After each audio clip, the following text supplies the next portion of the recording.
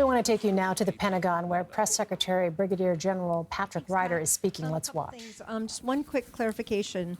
In the counterstrikes, did the U.S. Hit 3 or 2? Was it 3 strikes or 2 strikes? Two different facilities, so 2 strikes. 2 strikes, okay. And then secondly, can you talk a little bit about the protection at the base where the Iranian drone hit? My understanding is that there was some either lacking protections there. Can you say whether or not any of the radars or aerostats or anything that are there either failed or were not operating? Is there adequate protection there now? How did the drone pierce the security of that base? And then I have one follow-up. Sure. So first of all, broadly speaking, for operation security reasons, I'm not going to get into the specifics in terms of the types of force protection capabilities we have in our facilities, other than to say we take force protection very, very seriously. I will say, as it pertains to radar, my understanding is that there was a complete site picture in terms of radar. All that said, as is the case in any type of attack, U.S. Central Command will conduct a review to assess what happened and take a look at what, if any, other type of mitigating actions need to be taken. But it would obviously be premature to talk about that. And then your follow-up? Just a quick follow-up on the actual situation now. Obviously, the U.S. Was struck again. Green Village was hit again in response to the U.S. retaliatory strikes. Are things escalating there? Can we expect more? Is this turning into a far more escalatory situation in Syria for the troops? Sure. And as you highlight, this morning at approximately 8:05 a.m. local time, which would have been 1:05 a.m. Eastern time, we had 10 rockets that targeted coalition forces at Green Village in northeast Syria. The attack resulted in no injuries to U.S. or coalition personnel and no damage to equipment or facilities. In terms of escalation, look, again, our focus in Syria is on the defeat ISIS mission, and that will remain our focus. We do not seek conflict with Iran. We don't seek escalation with Iran. But the strikes that we took last night were intended to send a very clear message that we will take the protection of our personnel seriously and that we will respond quickly and decisively if they are threatened. You go to Fadi. Thank you, General. I have 2 questions.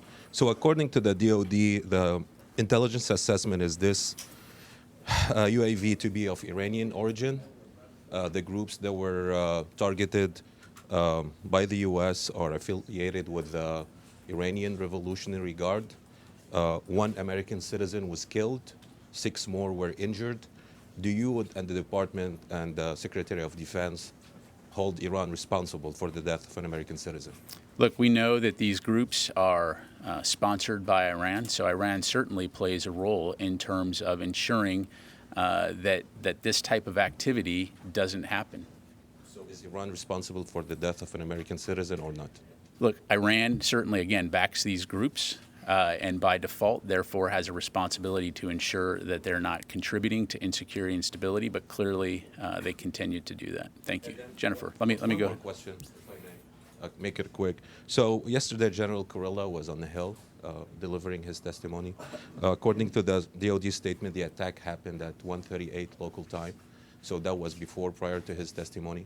When he delivered his testimony on the Hill, did he know about the attack? And if so, why didn't he inform the Congress about it? Yeah, I'd have to refer you to General Kurilla. Thank you. Jennifer? General Ryder, what kind of drone was this Iranian drone, and how fast was it flying when it came towards the base? And did it, in the end, actually crash into the base, or did it fire its missiles at the base? Yeah, thanks, Jennifer. So we're still assessing some of those pieces. I don't have that information to provide, other than we are very confident that based on the forensics, based on the intelligence analysis that we've done, that it was of Iranian origin. Yeah, but did it crash into the facility or fire a weapon at the facility? It did not fire a weapon, to my knowledge. So if you say the radar was working and if you were tracking it, and drones don't fly that quickly, How is it that it was able to crash into the base? And you yeah. say that you're protecting those bases. Look, again, this is a dangerous part of the world. The work that we do is inherently dangerous. That's why you have the military in these types of places conducting these type of operations. We've seen rocket attacks, mortar attacks in the past from these kinds of groups. Again, CENTCOM will do an assessment in terms of the attack, but the fact is that these IRGC-backed groups conducted this attack, and unfortunately we had an American killed. Why wasn't there a contingency to shoot down the drone if it was coming into the base? Again, look, we take a variety of measures to safeguard our people, but again, it's an inherently dangerous place, and again, we'll look into the details of the actual attack. Thank you. You go to Janie.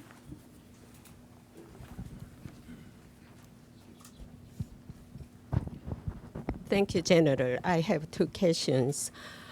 North Korea announced that it had conducted a nuclear underwater explosion test, and Kim Jong-un said that he would respond aggressively to U.S. and South Korea. How will the U.S. react to this? Yeah, so I'm aware that North Korea issued a press release about this supposed capability. I've seen the press reports, but I don't have any further information to provide on that. You're not concerned about Kim Jong-un's? Look, we're always prepared concerned to- about any type of destabilizing activity by North Korea. And so, again, it's something that we take very seriously. But as it pertains to the North Korean press release, I don't have anything further to provide. Chairman of the Joint Chiefs of Staff, General Milley, will visit to South Korea soon. Does he have any plans to visit DMZ, Panmunjom? I don't have anything to read out today in terms of General Milley's upcoming visit, so I'd refer you to Joint Staff. You think he will visit? Yeah, I don't want to speculate, but thank you. Let me go to Orrin. Following the 10 rockets that were fired at Green Village, do you believe it was the same group that carried out, the same group or same militia that carried out the rocket attack and the drone attack? Do you plan to respond to those rockets, and what will it take, do you believe, to restore deterrence there? Yeah, sure. So our current assessment is that these rocket attacks were conducted by our IRGC-affiliated groups, that this rocket attack was done in an effort to retaliate from last night's attacks. Again, they did not cause any damage at the coalition facility. As far as any type of future action, I'm not going to talk about or preview potential future operations other than to say we will always reserve the right to respond appropriately if our forces are threatened. Thank you. Yes, sir. Are you not concerned that there will be an all-out war with Iran due to the continued exchange fire between the proxy groups, and also they are attacking your bases in Syria? Yeah, look, so first of all, we don't seek conflict or war with Iran. Our focus in Syria is on the enduring defeat of ISIS. Unfortunately, what you see in this situation are these Iranian-backed groups, not only in Syria, but conducting operations in the Strait of Hormuz, in the Gulf, in Iraq, conducting destabilizing operations that are meant to export terror and instability. Iran sending drones to Russia. And so, again, the United States and our coalition, and our allies and our partners, we're focused on trying to ensure stability, security in these regions, and that will continue to be our focus. We do not seek a wider conflict, and so we will, that said, if our people are threatened, we will continue to respond appropriately and proportionately. That was not the first time, and they did it many more times, and they did it today as well. Will there be any additional response from the U.S. to these groups in Yeah, I think I Syria just and Iraq? answered that, right? So again, I'm not going to preview any potential future actions other than to, again, say that we will take appropriate action if our forces are threatened. Okay? Yes, sir. Yesterday, U.S. and ROK joint military exercise named the Field Shield 23 officially finished. How do you assess the outcome of this exercise? Yeah, thanks for the question. Unfortunately, I don't have any information on the exercise at this point in time, but I'd refer you to USFK. They could give you a good readout. So do you plan to do more additional such a large-scale joint military exercise between U.S. and South Korea? So I don't have any specific exercises to highlight here today, other than to say that we very much value our relationship with South Korea, and that I'm confident we will continue to conduct a variety of exercises, exchanges, partnerships in order to improve interoperability, ensure that we're working together to ensure security and stability in the region. Thank you. Let me go to Qasim. General, I have a clarification question, and then I have separate.